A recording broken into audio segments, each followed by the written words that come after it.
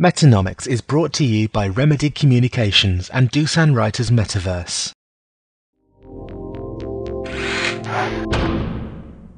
Great. I know that you just finished your book, Learning in 3D, adding a new dimension to enterprise learning and collaboration, which is going to come out in January of 2010.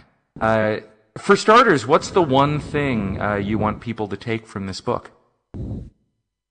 I think the most important thing that Carl and I realized as we looked at a lot of the cases over the last 18 months is that this is not your grandfather's learning environment, Rob, and that the affordances of the 3D context provide many more opportunities to enrich the learning experience than we've had in the past. And so, specific examples that you'd like to emphasize?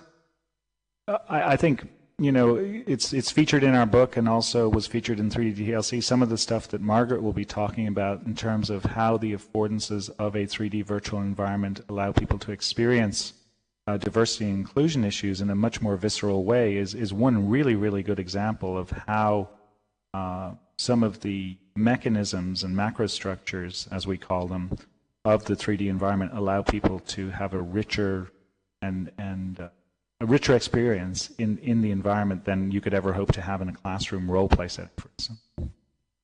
Yeah, so you mentioned just then macrostructures, and I had a chance to look at chapter 4 of your book, and you talk about these 4 macrostructures you say instructional designers should be sure they're activating within a 3D learning environment.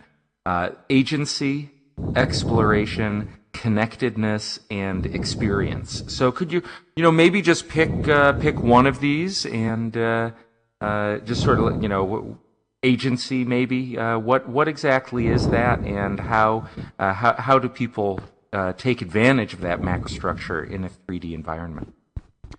Yeah, so basically, when we started to look at all the different attributes of the technology and started to turn that into an instructional design methodology, if you will, or architecture, one of the things that makes this environment different is that each of us has agency through an avatar, which means we have the ability to operate the avatar within the environment and take action and have interaction.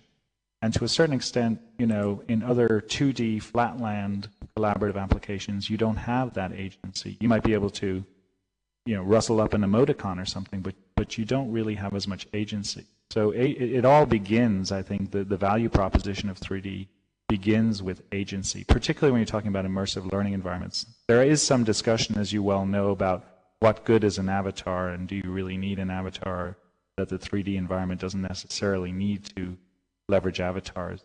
I think for 3D learning experiences, the notion of agency is absolutely. And so, do you see avatar and agency as being very tightly linked? I mean, can you have agency without the avatar? Oh, I think you could have agency without the avatar, particularly interacting with, let's say, 3D data. But I think if you're looking for, this is where the others fold into each other, Rob. If you're looking to create an experience like some of the diversity and inclusion experiences Margaret will no doubt be talking about today, the avatar's agency and also even appearance could play a role in the learning that's driven home through the activity. So yeah, in this case, I think how you position the avatar, what kind of persona that avatar takes on, and the activities they engage in can all be shaped and configured, if you will, to drive home a pretty significant learning experience in the virtual context.